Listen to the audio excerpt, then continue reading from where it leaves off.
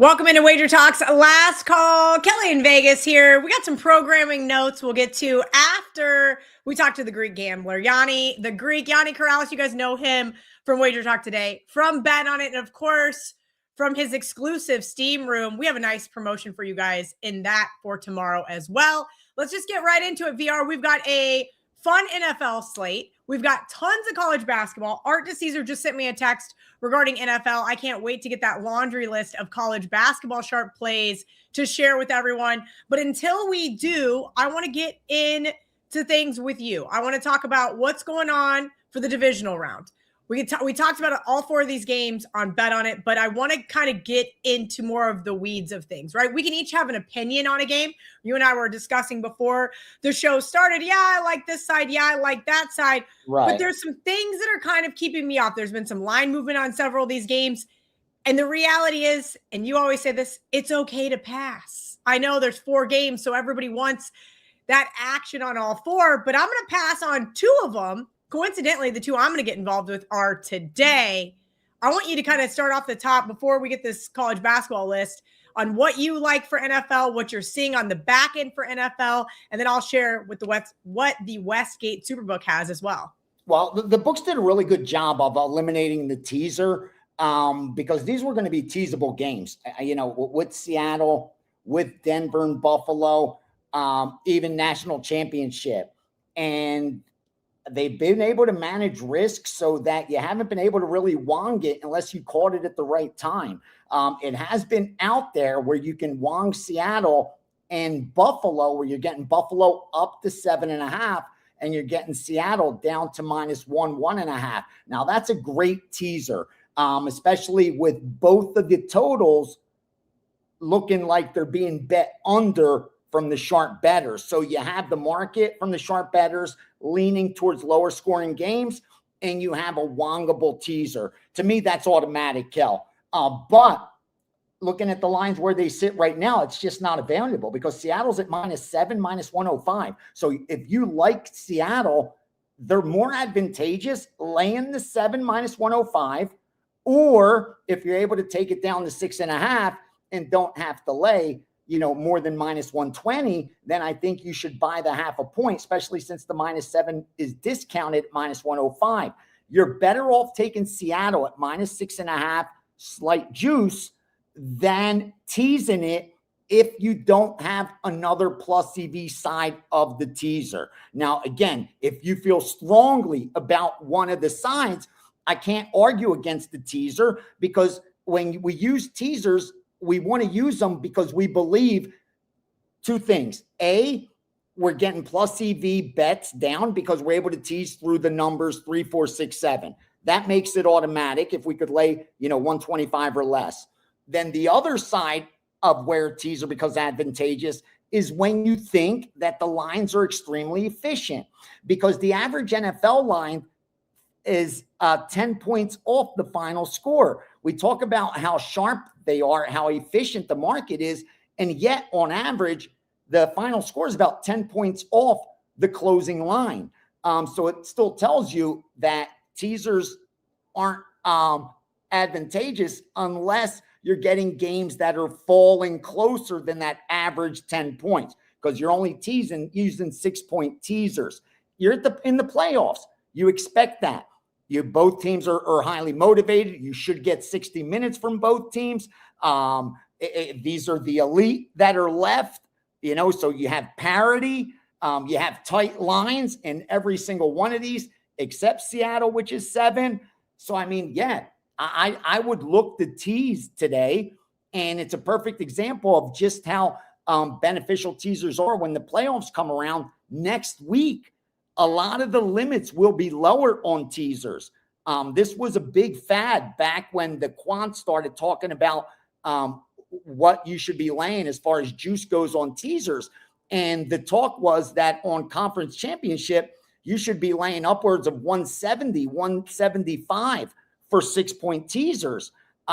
Historically, I guess games have fallen really close to that number. Not to go off on a rant, but I really do think you should look to teasers.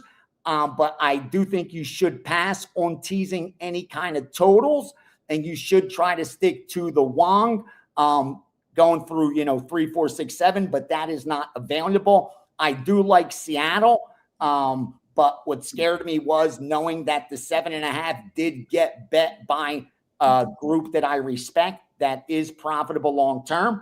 Also, Buffalo and Denver. I did like Buffalo or Denver on a teaser if you're able to tease them through. Yeah, and as far as totals go, like I said, you're getting both of those. A little surprising, both being bet under, even from the public, believe it or not. I was surprised seeing that Buffalo Broncos. I thought that would get over money, Buffalo, number 1, number 2 offense, what have you. But it's just not the case. It's still sitting 46, open 47, got the 46, and that's where it is. In fact, the sharper books are juicing the 46 down, and I'm even seeing 45.5s on the board. So obviously unders getting money in both games from sharps and the public. And good balance on the sides. San Fran sticking out a little. That's a popular dog. VR, I want to push back on the teaser talk, right? We all know I love the teasers, and even people on bet on it are like, Kelly, come on, we don't care anymore. But the reality is that they've been very good this year. Now, I'm going to go back to something that you taught me many years ago. The divisional round is just pick the winner. So why are we talking about teasers? Should we be looking at money lines, particularly if a money line is cheap? Let's use the Denver Broncos, for example. I saw a sharp group lay 1 this morning with the Broncos, albeit late. I took pick 'em with you on bet on it on Wednesday. So this doesn't really apply to me, but there are people that generally wait till Saturday because they got to get their credit opened up. They got to transfer from their paycheck on Friday. I get it. Not everybody's betting on Mondays and Tuesdays. But is the better bet Broncos -1, -110, or Broncos money line -120, right? Not everybody's going to have -120, but several of them are going to be there. I'm only asking because the comment section is saying they love the quant talk. And I think that this is something that a lot of the general public doesn't understand. Money lines versus -1, -1.5. Look at him. He's my quant.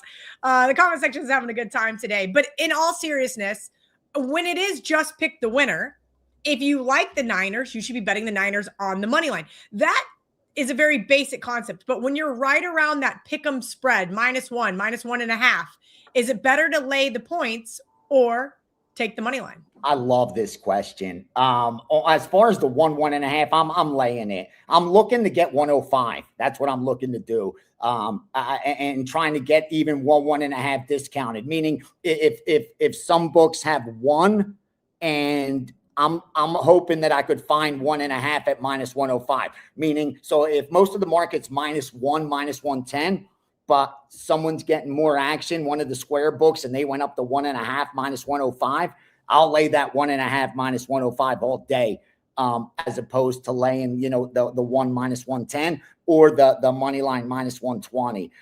Again, there's going to be that times that the game lands 1, but it's just not enough that I'm going to bypass the cheaper money line or the cheaper VIG as opposed to going to the money line. But I want to bring up the other point you touched on, and that was pick the winner. We know that's the case. First of all, we know that's the case in the NFL all season long, okay? But more importantly, when we get to the playoffs, we have a huge sample size that it's upwards of 80% regardless of the round. It doesn't matter.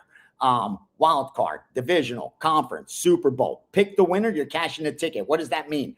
The favorite's going to win candidly, comfortably, so the teaser's usually not going to help you, or the dog's going to win outright. And I love what you said. Usually when bettors talk money line, they're talking favorites. Bet the favorite on the money line. So all they have to do is win. All they have to do is win the game. I like you mentioned San Francisco on the money line. That's how you got to be thinking in the playoffs. If you like San Francisco, if you like Houston, if you like the Rams, if you like Buffalo, you got to put some of your bet on the money line. We already know. We know that history tells us if those teams cover, they're probably winning, especially when we get to the playoffs. Forget just the NFL season overall, but the playoffs, notably, these rounds. We're talking upwards of 8 out of 10 times. I think the next week it's like 90%, close to 9 out of 10 times. You just pick the winner, you're cashing a ticket. And the spread kind of biases us a little bit. We look at Seattle and we're like, wow, they got to win by more than 7 to cover that spread. Well, we know historically, if Seattle advances, they're probably winning by more than 7. And it's hard to look at it that way when you talking NFL and these teams are now, the best teams that are remaining, and they've played each other, and it's just so hard to look at it and be like, does the 7 really not matter? Like, if I like San Francisco, should I not even care about it? Well, history says you probably won't need it if you bet San Francisco and that's the side you like. They're probably going to advance. So I highly, highly, highly recommend you like any of the dogs this week. You got to place some of your bet on it.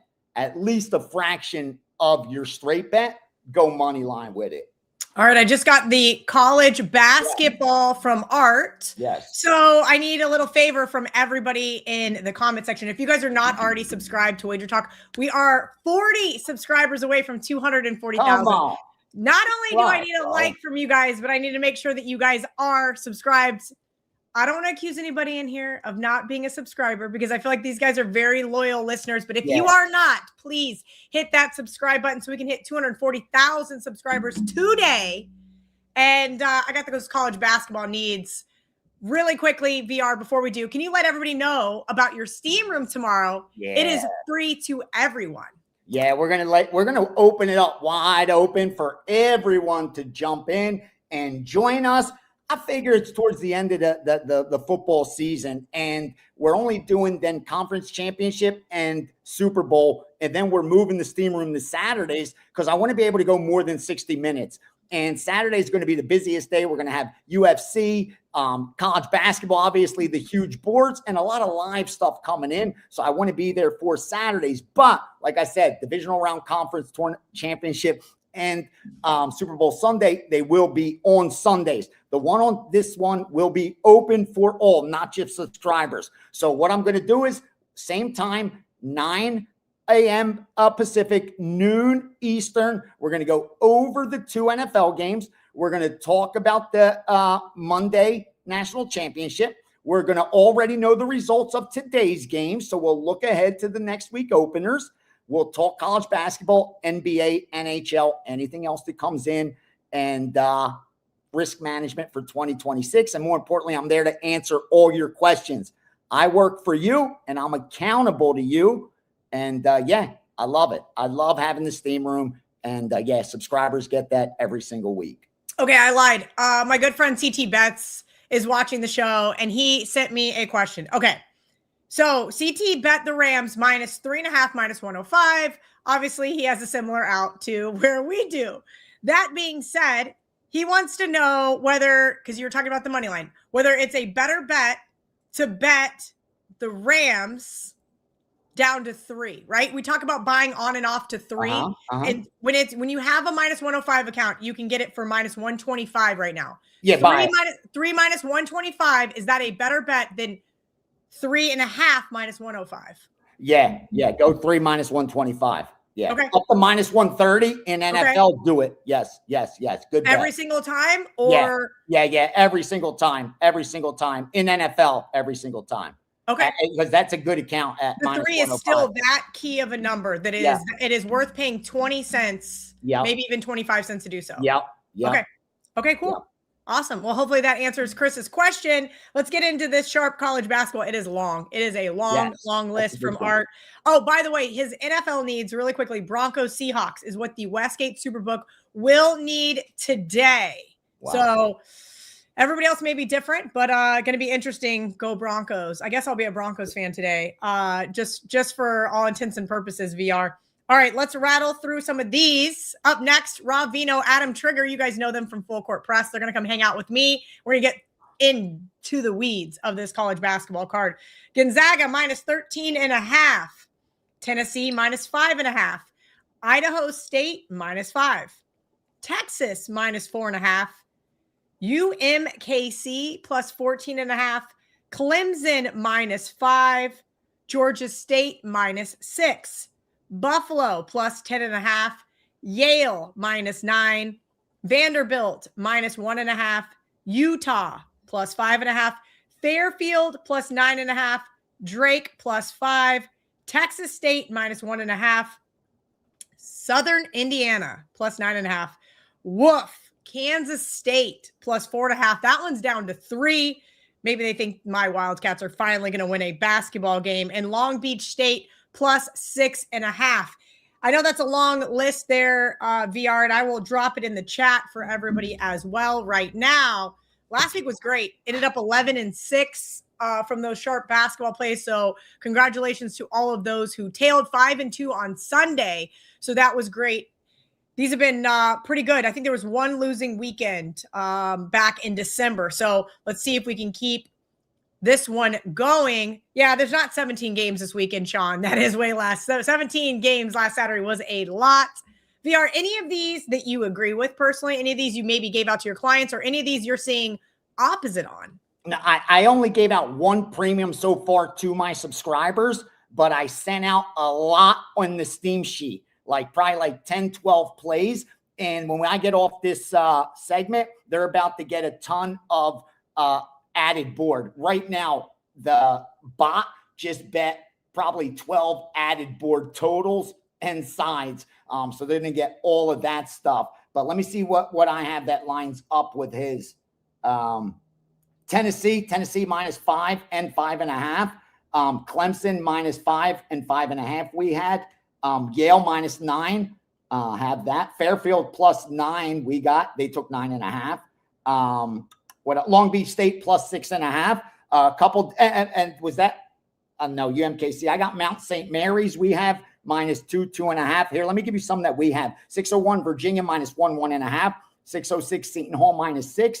610 Georgetown +12.5. 617 Mount St. Mary's -2, 2.5. 633 Belmont -3.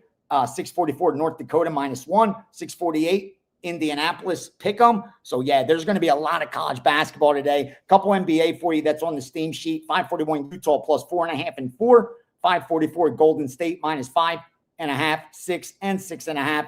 545 Washington +13 and 548 Portland -2.5 and 3. Reading those straight off the Steam sheet. There's NFL in there. There's college football in there. There'll be more NBA. There'll be a lot more college basketball. There'll be NHL and, of course, any MMA, because there's UFC next Saturday, and I already fired a 5%. All right, VR mentioned he's going to start pivoting the Steam room, and we're going to start pivoting last call. I basically did not give Adam Trigger any warning, and I said, hey, guess what? Football season's winding down. You guys don't need me on Saturdays anymore. I'm still going to get the sharp information from Art. I'll sure be able to share that with all of you. VR, we'll see you tomorrow. Last call, Ariel Epstein and the free Steam room, wt.buzz/SR. The link is right below. It's going too slow for me, but I'll be sure to share that with you guys. I think it's SR0181. We'll double check that here shortly. Thank you, VR. Be sure to check out his homepage, wt.buzz/VR, to get his Steam sheet. Have a great Saturday, VR. Let's cash them, don't trash them. All right. If you guys have missed our new college basketball show, it's called Full Court Press. Adam Trigger, Rob Veno every single day. I took Brian Power off because I wanted to bring back the morning wager. There's been a lot of moving parts, and I'm not necessarily saying I'm qualified for this position, but I've been making a lot of changes here on the WagerTalk YouTube channel. And one of them is going to have Adam Trigger and Rob Veno start taking over for this coveted seat, 11 a.m. Eastern, Saturday mornings. I don't know what we're going to call it yet. Adam Trigger did not like Last Call Basketball Edition, so maybe we'll call it Full Court Press Extra. Haven't decided yet, but if you guys have an idea for me, drop it in the comment section. We're going to go through these college basketball games. We're going to hit on the top 25 games that I want to know about. If there is a smaller market game, I've got two experts for you. Let's bring them in right now. Adam Trigger, Rob Veno, both from WagerTalk.com. What's going on, guys? Appreciate you and understanding all of my madness that is leading up until March Madness, because college basketball season is here. I feel like I'm so far behind due to college football, NFL being my primary focus, that I thought our audience would much rather have two basketball focused guys. This is your bread and butter. This is what you guys both do significantly. Guys, we're going to get right into some of these top 25 games today. And I'm just going to go right off the top, starting first, right through, no rotation order. So bear with me. I should have my odds logic screen open, but I know these guys want to hear about these top 25 games. So the first top 25 matchup of the day is Florida Vanderbilt. Vanderbilt -2.5. And Art DeCesar said they saw a sharp group on it. Rob Veno, I'm going to go to you first while we wait for some comments and questions in the chat. Talk to me about this Florida team. I had them last year to win the whole thing. And this year I've caught some glimpses of them. They don't look like the same team. Got beat by Mizzou, dropped out of the top 25, but now they're back. Talk to me about Todd Golden's team and what we're going to see from this Florida Gators team versus Vanderbilt today. Yeah, thanks for having us, Kelly. I would say first off, Florida, the returning front court was what the team was predicated on, right? They're working in a new backcourt. We know Walter Clayton Jr. was the absolute superstar for the team last year, now off to the NBA. But their recent surge, 490-plus point scoring games in the last 5, I think mostly due to the fact that the backcourt, which is a couple of transfers, Xavier Lee from Princeton, Boogie Flan from Arkansas, are now starting to gel. It's become a cohesive unit, and they look offensively a lot like what they looked like last year, and certainly that front court is dynamic. In this particular game, you have Vandy coming off a bad loss at Texas. Vandy back home, finally took that 0 out of the loser column, out of the loss column. I don't want to call Vandy losers. Sorry, alum. But Vandy now with 1 loss back home off of the loss, probably get a big effort out of them. Should be a high-scoring game. Obviously, the total indicates that. My initial lean here was toward Vanderbilt. Florida's 490-plus in the last 5. At some point, that sinks to around 80, and you've got to score to beat Vanderbilt here. So initial lean towards Vanderbilt. I forget what you and VR were saying is either off of his Steam sheet or is either what the bookmakers need today or I've seen sharp action on, but I would be on Vanderbilt here. Glad to know that you agree. Adam, Trigger, you can be a little contrarian like me sometimes. Sometimes we like to zig when others zag. Do you have an opinion here on Florida Vanderbilt, or do you agree with the early steam on the Commodores? Tough part is, Kelly, I don't think this is the time to fade the elite teams, right? And I still think Florida is elite enough. They belong in that conversation, certainly after the other night. They've been playing better. The thing that with them this year so far, their backcourt has been the obvious sort of, weak link. Xavier Lee comes from a mid-major, comes from Princeton. Boogie Flan hadn't played his best ball early in the year. My thing is, if those guys start to play, at some point, Xavier Lee is going to get up to speed. Flan has been playing at this level. If the backcourt can match Vandy's backcourt, I think Vandy has a tough time here. So while I don't disagree that Vandy has a chance to win this game, that's not a bet I would make. I'm too worried that Florida is going to get back to being elite, and then we're just done for taking what would be not the best number against them. So I wouldn't bet against Florida here. All right. If you guys are just joining us here on the WagerTalk YouTube channel, Kelly Stewart, this is my last Saturday for Last Call. We're going to start to pivot to the guys from Full Court Press, go straight into college basketball. You are correct, comment section. That is Rob Veno from Profit Picks. And if you're looking for an NBA show, you need to check that one out. But this is going to be all college basketball leading up until March Madness. These guys are going to be put in overtime so that I can have a day off. How sweet of them. Plus, they're going to give you guys all these questions like anything on Columbia or Quinnipiac when I can't name a single player on either one of those teams. And no, Adam, I'm not going to let you break down that game. We got more top 25 games to get to first. Arkansas, Georgia. Georgia now a 2.5-point favorite over the Hogs. 182.5 is the total. Adam, we're going to keep talking about SEC basketball because, well, frankly, they're the best conference in basketball and have been for the last couple of years, at least top to bottom. And it pains me to say that, but it is an absolute truth. You and I saw this Georgia team in the Bahamas a couple of years ago, and boy, were they just abysmal. This team is finally starting to put some pieces together. They are building a great program here. Is this a spot where you'd lay the 2.5 with the Dogs? Yeah, we did see this Georgia team at sort of like the start of their rebuild. I remember everyone when we were in the Bahamas was joking that they were out late and stuff like that. And that was, that was really like just the starting point of the rebuild of this Georgia team. And they've now sort of become what I think we thought they could have become a couple of years ago, a top 25 team, a team that's likely going to be in the NCAA tournament. They come into today ranked. Arkansas, of course, ranked. My problem here, Kel, is I think Arkansas is still better. They're a team. I got to see them play earlier this year in East Lansing against Michigan State. And you got Calipari, you have the athletes he has, and, he brings young players in. So in that game earlier this year at Michigan State, they lost. They fell short on the road in a tough environment, but I think it prepared them for a spot like this. Arkansas is still the more talented team here, so I don't really want to lay points against them. Not sure I'll take Arkansas on the road in this spot, but I still think Arkansas is better. You're catching 2.5, so not one I've bet. Slight lean toward Arkansas here. Rob Veno, any opinion here on this SEC matchup? We've also got one in the Big 12 coming up late night I want to touch on next. Yeah, odds makers don't want guys like me to play this game because the obvious look here would be towards the over. We checked this total, Kelly, and it's like 181.5, 182. So immediate pass from me. But that's not to say you can't get there. Georgia, the highest scoring team in the league. Arkansas off of a 108-point performance against South Carolina, who's regarded as a pretty good defensive team in the SEC. Now, John Calipari got mad last game, went on a little bit of a mild rant. His team responded. This game probably just goes up and down the floor. It's just too high for my liking here. Team total-wise, I can't even find which one I would prefer in this instance. The one thing I will say, and I don't know how much it'll affect today's game, Georgia is off an overtime game where they played some extended minutes. I know they remain home. There's no travel involved.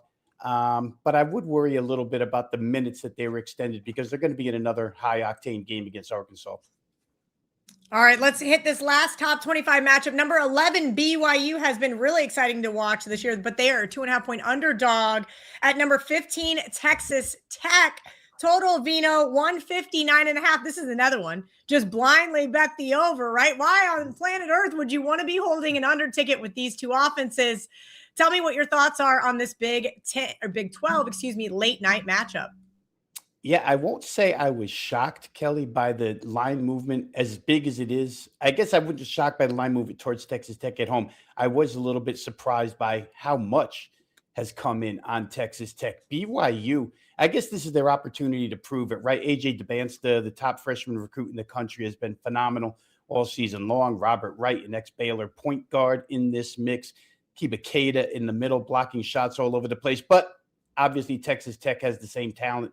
JT Toppin, lots of times the best player on the floor. Each side should score here. I think I'm going to initially look here at the BYU team total to go over. They're the underdog. Less is expected of them as far as points are concerned. If the game gets over, it'll be because both teams got there. I don't think it'll be because one team dominated the other. So for me, it'll be an initial look at BYU team total over the number. That kind of makes a lot of sense here. BYU does have the best player on the court, arguably. Adam, thoughts on this one way out in Lubbock, Texas, late night?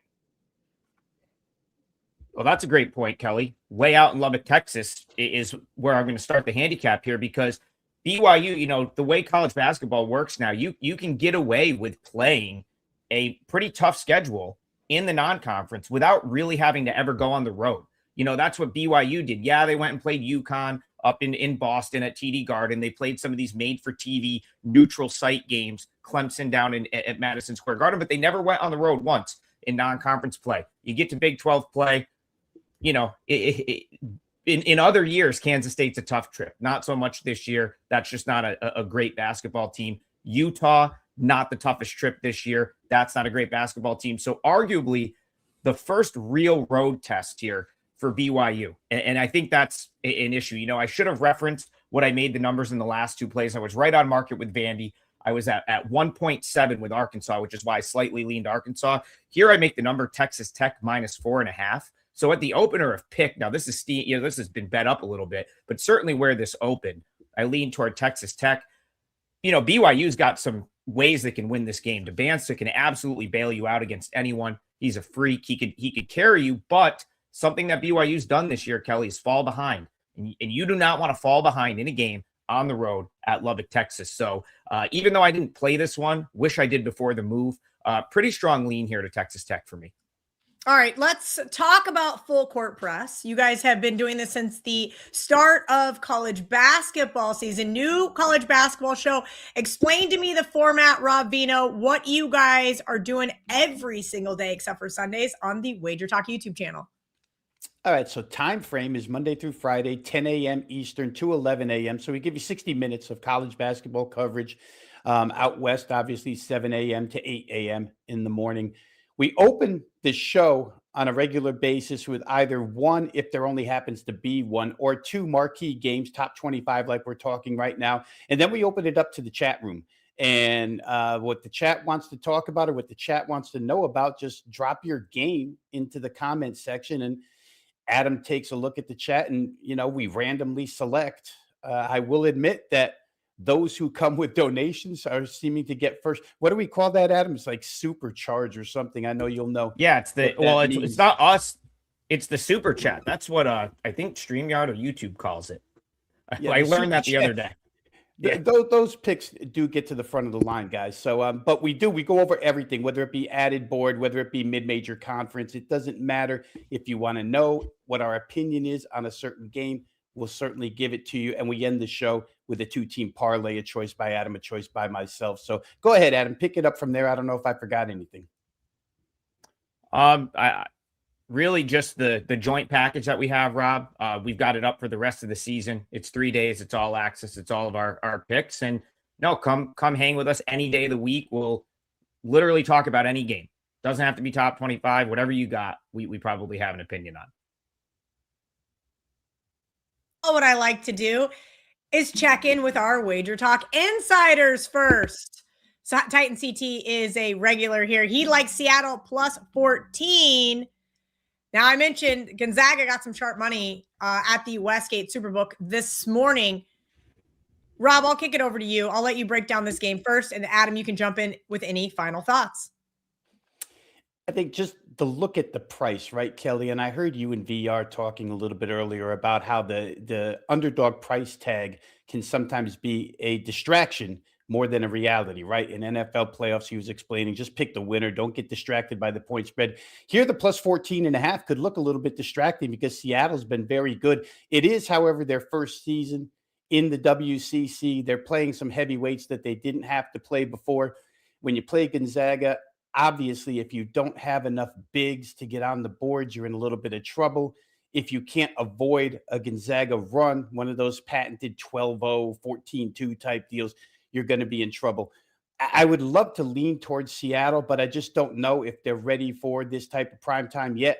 However, that doesn't mean I want to lay it with Gonzaga either. So maybe I'll take, in my world, I take a look at totals first. Maybe I'll take a look there, but I just don't have any good side to play here, Seattle or Gonzaga. Adam, can I get you to bite against the sharps? Sometimes I know you like to stand in front of freight trains.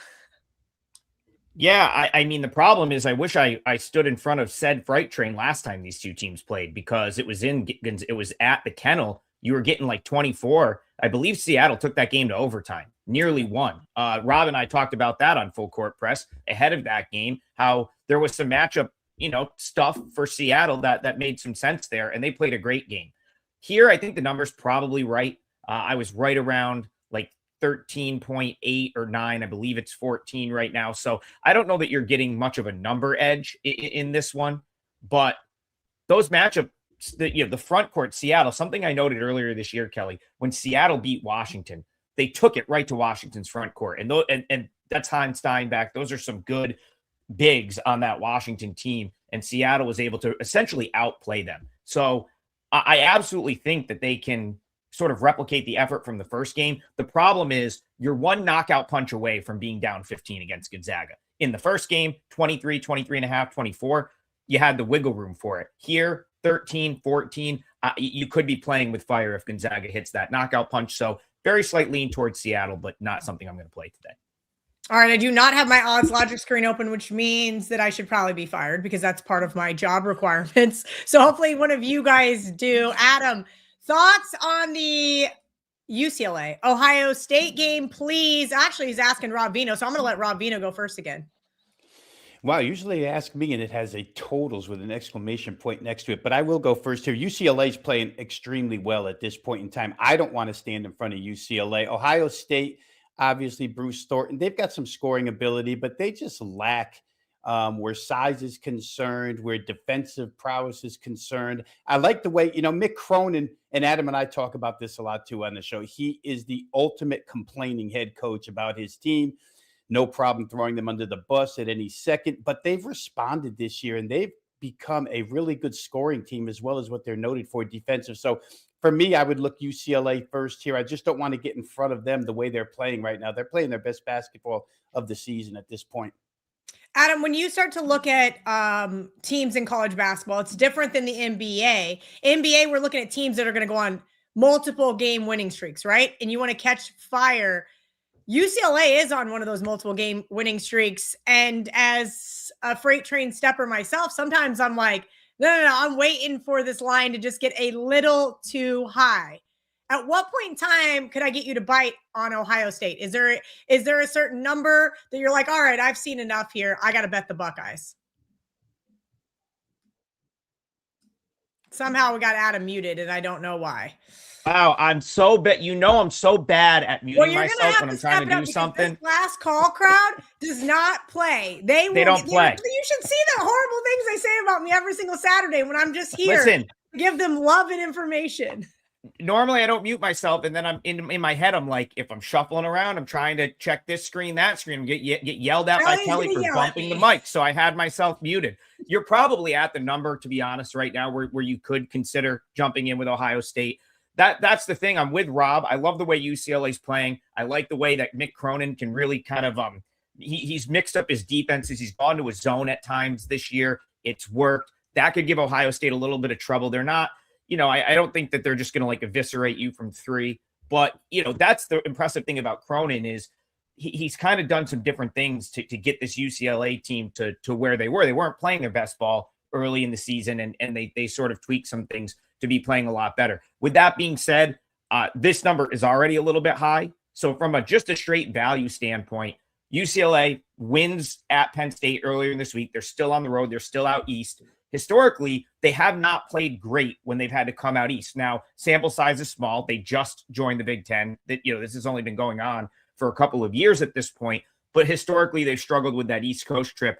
I think Wednesday was just a matter of like Penn State's just not a team that's going to strike fear into hearts this year. Like I think UCLA was just better and was able to sort of pull away and win by 11. Ohio State's a little bit better than that. Now you're getting 5.5. I do think there's like a path to winning this game for the Buckeyes. And at worst, Kelly, you're getting a good number at this point. If in fact it's still 5.5. I was at 3.9 here on this one. Okay. The chat is loving them some SEC basketball. So we're going to take Sean Michael, who apparently thinks I'm an HOA Nazi because he said Kelly is too busy putting violations on people's doors. That is, I have not sent out a single violation. I'll have you know. My goal is happy and harmonious neighborhood where people just mow their yards. Sean, thank you very much. Kentucky catching 6 at Tennessee. Veno, I'm going to go to you first here. Let's talk about this Kentucky team. I thought it was really interesting to start the season. There was a lot of criticism around this team. Historically, we know Kentucky has had those one and done type players. Now in the NIL transfer portal era, that just isn't the case because you can make just as much money to stay in college basketball as you could prior. I think that hurts Kentucky as a whole. But talk to me about this Kentucky team catching 6. Like this line, as soon as Sean put it out, Kentucky catching 6 at Tennessee. That is was almost unheard of 5 years ago. Yeah, and Tennessee's off a double overtime game with Texas A&M earlier in the week, so there could be a little bit of fatigue there on the Tennessee side. The criticism, Kelly, one of the main critics of the team was their own head coach, Mark Pope, from early on this season. Has continued to say that he's got to weed out this roster. They didn't want to play cohesive. They weren't playing for the team, playing for individuals. He would get the job done. They struggled. They they finally won a couple of games here in a row against lesser SEC competition. So this is a test to go to Tennessee and see if they are improving, if they have turned said corner and can be sort of trustworthy by the betting community of the rest of the way out. I would probably be on the Tennessee side if this game earlier this week wasn't so taxing. But here, I think it's a great opportunity for Kentucky to step in, play a good game, take what looks to be a little bit heavy on the point side here, +6. I think that's probably a good side in this game. Tennessee, for what it's worth, I'll just close by saying this. Tennessee is not necessarily the defensive team, the stalwart defensive team that Rick Barnes has had in the past. So Kentucky might find points a little easier to score here in this game. Very interesting analysis there, because we did say at the top of the show, Art Caesar texted me the number 2 game. They laid 5.5 here with Tennessee. Trig, talk to me about some of these teams that used to be historically just powerhouses, right? Maybe they were paying players before everybody else got to. Maybe they weren't. I'll just leave that up to the imagination. But now we're seeing the cream rise to the top. And I think this Tennessee Vols team is absolutely in a good example of that. Talk to me about this SEC matchup if you have an opinion on either side. Yeah, and just within the season, I got to see Tennessee play earlier this year up at Syracuse. They lost the game to the Syracuse Orange in the Dome. They were an 8-point favorite, got totally outplayed. They didn't have an answer to Syracuse's defensive pressure. And really, since that little stretch, I believe the next sort of game for them was the neutral court game in Nashville against Illinois, where they kind of got punched in the mouth again. And really, since that stretch, they've been much better. I think that they were able to sort of learn from playing a couple of tough games in a row, the sort of like intensity they need to play with on the defensive end. As Rob said, they're still probably not there in terms of being a super elite defensive team, but I think they could be pretty good against Kentucky. So you referenced, Art's list of sharp moves. This is one I very much agree with. I think Tennessee could just destroy Kentucky today. You get Kentucky off of an insane win, Christian Laettner-esque win. They need a full court pass and a turnaround to beat LSU at the buzzer. That was an LSU team that didn't have De'Don Thomas that really should have never been in that game. So you add in the fact that Kentucky had to go max effort in the second half against LSU to win that game. Now you put them on the road again here, tougher environment, much better team. I know Tennessee had to go OT earlier this week with Texas A&M, but I think they took them a little bit lightly. You don't take Kentucky lightly. Tennessee's going to be on high alert here. I think they're going to run Kentucky out of their own gym today. All right, guys, we got 17 minutes until tip-off, and just like on Full Court, we're going to give you a full hour here. This is my last Saturday. Rob and Adam are going to be taking over, so you guys better get used to asking questions in the chat. I usually make up questions because these guys are a little slow on Saturday morning, so if there's a game you guys want to talk about, you better drop it in the chat. Otherwise, I'm not answering them, and neither is Rob or Adam. Oh, boy. Fine. Colin wants to talk about my Kansas State Wildcats. Let's, like I said, rapid fire. We're going to get through a lot of these questions. I'm only teasing the chat. They've been very appreciative of you guys this morning. Rob Veno, Kansas State. Everybody texted me the other day and said, Kelly, K-State -2.5, K-State -2.5. Mark Zeno texted me. Multiple guys tagged me. Potato Commish tagged me on Twitter. Clip Farrar, Joey Cheese, all these guys that are my Kelly. And I send them all the same thing. My buddy Xavier, I was like, why would you want to lay points with this team? Now, I know today the Sharp guys took 4.5 with them. Colin Gregory has a point. K-State overs and team total overs have been great. Unfortunately, as the wheels start to fall off, right? We're in the middle part of the season and things are starting to unravel for the Wildcats. I trust them less and less. Break down this matchup with K-State and Oklahoma State today for me, Veno. Well, everything you just said about K-State can be applied to Oklahoma State. Right? I have a good friend of mine close to the Stillwater program who alerted me to them early on, a little bit of change in philosophy, new head coach, new process. It's nothing but up and down basketball. It's nothing but offensive basketball. We've been fortunate enough to cash a couple of team totals, a couple of full game totals with Oklahoma State so far this season. It's the only way you can look at this game, Kelly. Neither one of these sides wants to play defense, but they do have firepower and scoring capability. Odds makers know that. The number is where it is because of that. But I honestly, if there was one game where there's a total in this enormous price range that I was going to still play over, it would probably be this.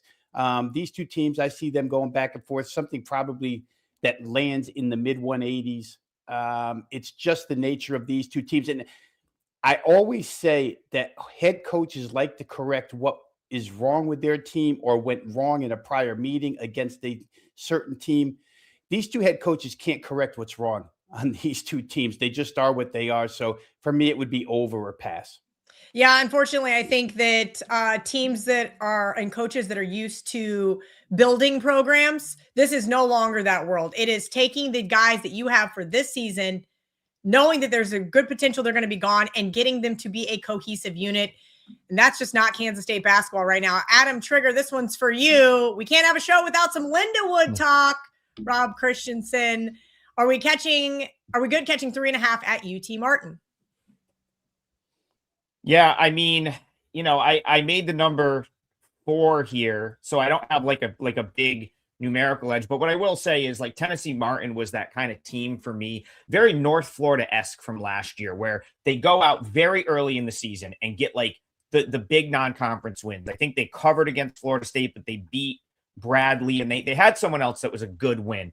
Very similar to like North Florida. If you remember North Florida last year, they come out, they knocked off like Georgia, South Carolina back-to-back. They're everyone's favorite team. And they get into ASUN play, and they're like a 500 team. I'm not saying that Tennessee Martin can't be good in the Ohio Valley. There's not many options of being really good in the Ohio Valley. But even with that having been early November, Kelly, like, I still think it bumped their profile up considerably, where people still have Tennessee Martin ranked far too high. So even though it's coming back, like if this game occurred 4 weeks ago, you're probably catching a bigger number here with Lindenwood, and we're talking about a bigger bet on Lindenwood. Even though the number is probably in line, I think you still have a half point or a point of value. And because of how hot they started, 10 Martin is still a fade to me, because I had them like 6th or 7th in this league coming into this year. And I'm not sure that just because they caught a couple power conference teams playing bad early in the season, that they're not still going to be what I thought they were going to be. So I'll lean Lindenwood with you. All right, guys, we got 12 more minutes until tip off. We got some questions coming in that I'm going to get answered in the chat. Rob Veno, you and Adam have a 2-for-1 special right now, full court press, guys, over at WagerTalk.com. Can you let everybody know what they're going to get if they buy your joint package? I think we've been trying to get the name of this package correct, Kelly. I believe it's called Double the CBB Firepower, I believe is the name of the package. It's every play that Adam and I release, including 5%ers, if that happens to be the case on a certain night, for a 3-day period. And I think the price is $59 for 3 days for the two of us. And the one thing I note about this package all the time is that in college basketball, any 3-day period where you purchase is really a good period. If you go Monday through Wednesday, you have actually last Monday was not a good example, Adam, because we didn't even have a top 25 game. But for the most part, because of television now, switching over to college basketball, you get good basketball Monday, Tuesday, Wednesday, Thursday, Friday. Of course, the weekend is what it is with the 140 some odd games on the Saturday card and Sunday primetime action. So any 3-day period's good. Get all of our plays for that said 3-day period whenever you choose. $59, double the CBB firepower. 093 just got moved to the top of the questions list because he is one of our Wager Talk insiders. WT.buzz/insiders. $2.99 a month gets you priority access to all things Wager Talk. Sam Houston versus FIU. Trig, this one smells like a game that you would get involved with. I'll tell you what, I'm going to let Rob talk about this because he's nailed these teams on our show. And then you can give me Garth's question that he just donated for, because I have a stronger opinion on that one. I'll let Rob have this one. All right. So first inclination, I did cash with Florida International the other night in a totals play up and down the floor. Jeremy Ballard's team. Here's one guy, Kelly, where we know we have a constant, right? Since he's during his tenure at FIU, it's the same style. It's generally top 5 tempo in the country. not the best shooters in the world, but you get so many scoring opportunities in a Florida International game that it's almost impossible to ever look under. What has to happen for an under to occur is both sides have to go ice cold. And in FIU's case, they give it up as easy as they score. So for me, Sam Houston has not been a really good scoring team. Adam and I talked about one thing just general on CUSA this year, because of the teams that this conference is made up of. There's some severe travel in this conference. Not that Florida to Texas is huge travel, but these road trips that these teams go on, certainly something to look at. I think Adam had the number last Saturday. Visiting teams were like 4-20 against the number heading into Saturday last week. So it's been a pretty good angle to look at as well if you're going to play side here. As for me, where FIU is concerned, if I'm not playing some form of total, I'm not playing at all. All right, Garth, donating, like you guys said. I don't see these very often because I don't ever ask for money from people. But apparently this is a thing on YouTube. Super chat, Garth Drake, thoughts on Utah Tech. Is Utah Tech the team that used to be Dixie State?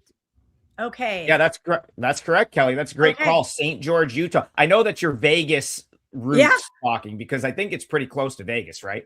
It is. I've been there. I've been to I've been to a Dixie State basketball game, and I do recall the name change. Let's get in there and answer this question. I have no way to even tee you up. He just wants to know your thoughts. Yeah, well, so, you talk first, Rob promoted the package. Great. You're going to get all our plays. It's a Saturday, so I'll have a bunch of them. So I'm not going to hold out on you guys. I don't mind giving away one of my client plays here. Tarleton State plus 1.5. So 4% play for me. Listen, Tarleton State doesn't have bad back-to-back efforts defensively very often. This is a Billy Gillespie coach team. They are typically pretty solid on the defensive end. They're deep this year, so they've got guys that, they go 8, 9, sometimes 10 deep. Defense is typically not the issue. And last time out on Thursday night, up the road in Cedar City, Kelly, at Southern Utah, they gave up 106 points and lost in overtime 106-105.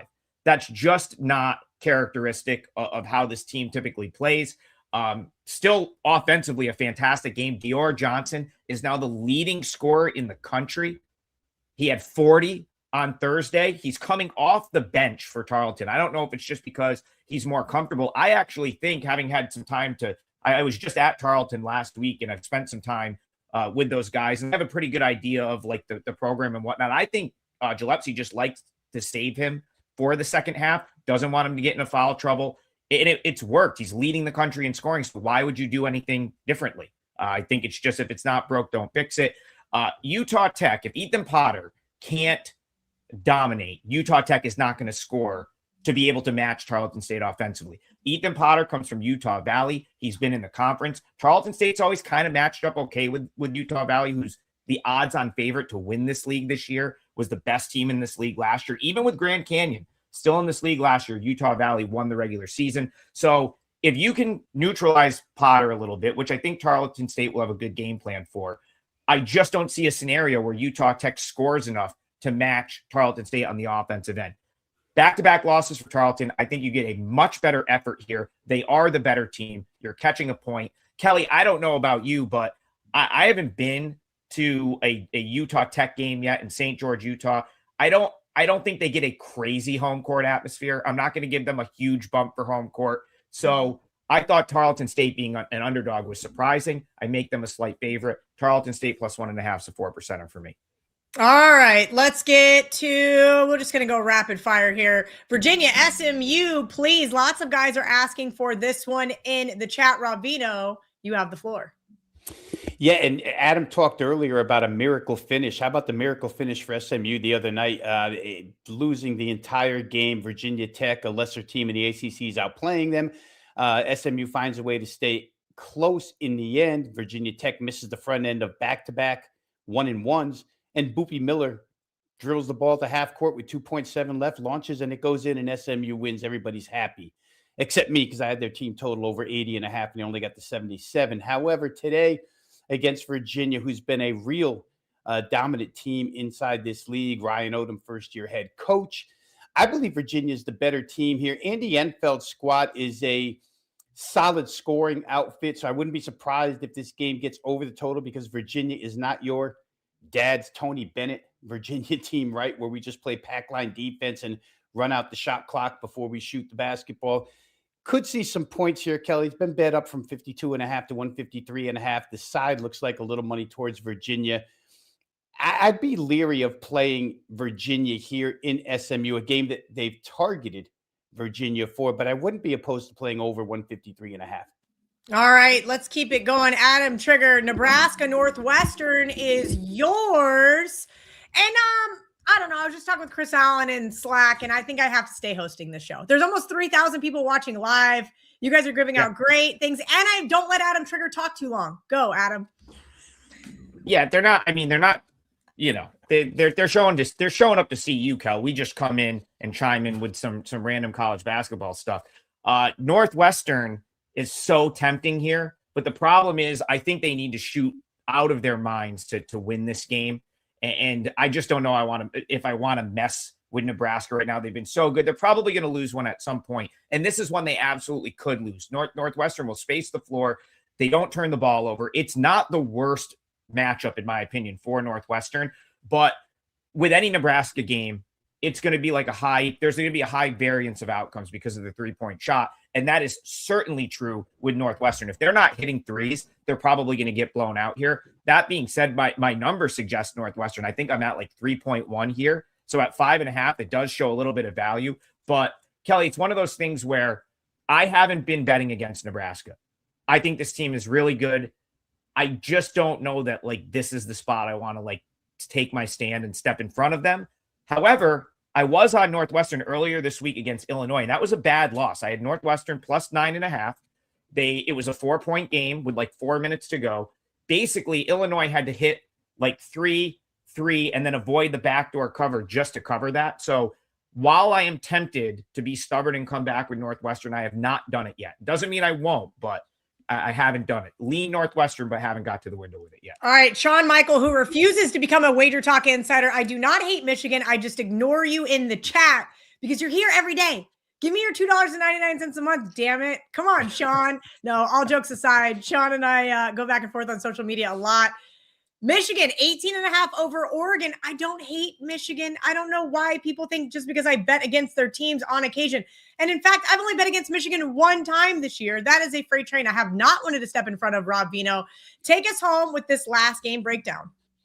Yeah, they've kind of taken a step back a little bit, Michigan, right? That Wisconsin game at home kind of started the run. But I want no part of Oregon, Kelly. And 18.5 makes you really want Oregon here. But head coach Dana Altman can't get this team to play. The absence of Jackson Shellstad for quite a bit of this season has been troublesome, but they're just a soft defensive team. Altman is another coach who has complained regularly about his team's defense, much like we talked about Mick Cronin earlier, and they don't have the scoring firepower to stay with Michigan. So if Michigan gets ahead in this game, I question Oregon's ability to come from behind. All that said, 18.5 is such a huge number. You could almost cover that by mistake if you're Oregon. So likely no play, but I want no part of Oregon this season because they just haven't made any incremental improvement as the season's gone on. All right, I lied. We still got about 90 seconds left. Titan CT, one of our WagerTalk insiders, Oklahoma, Alabama. And this is how I've always thought this was Chris Thurston's burner account because Titan CT, and he also calls Alabama Bam Bam, which is weird, but I digress. Adam Trigger, thoughts on this SEC matchup? I feel like that's all we've talked about today is mid-majors and SEC basketball. Yeah, this is a tough one. I avoided a potential, like what would have been getting sucked in with the sharper side with Oklahoma, Florida the other night. Kind of had a feeling that Florida was gonna run them out, and they did. It's in the same price range. The only thing I have on this one, and maybe we can get one more in here, is I'd be more inclined to play Oklahoma against Alabama than I would be against Florida. And it's roughly the same price. Not something I'm going to bet, but the slightest of leans to the Sooners finally getting one at home. All right, Adam, Rob, who is your best team in the country? Adam Trigger, I'll let you go first. Who's the number one team for Adam Trigger power rating wise? Man, this is tough, but it's right now. I've got Arizona there until they're knocked off. I'm not I think the top 5 are there's some that are interchangeable, but I'll rest on Arizona for now. Yeah, I'd almost have to agree at this point in time, Kelly. Every time I think Arizona is not as good as as good as their record indicates, they come up with another big performance. So unlike Michigan, who we said earlier has faltered a little bit, Arizona just hasn't taken that step sideways or backwards yet. So probably Arizona at this point in time. All right, guys, I have made an executive decision. I'm going to stay on last call, even though I do need a day off. This is light work. These guys put in tons of effort for college basketball and bring us tons of information. So I will be back next Saturday with Adam Trigger and Rob Veno. You can catch them every single Monday through Friday, 10 a.m. Eastern. That'd be 7 a.m. Pacific. I had to do the math there in my brain on Saturday morning. Shout out to both of these guys at Adam Trigger WT, at Rob Veno Sports. You can also catch Rob on Profit Picks if you're looking for his NBA. And maybe we'll start to incorporate some NBA here on this show as things progress. Shout out to all of our WagerTalk insiders in the chat. Shout out to all of you that hit that like button today, jumped in the comment section. Make sure you're subscribed. We are literally less than 30 subscribers away from 240,000, and we could not do it without each and every one of you. Thank you to Adam. Thank you to Rob. We'll see you guys next week.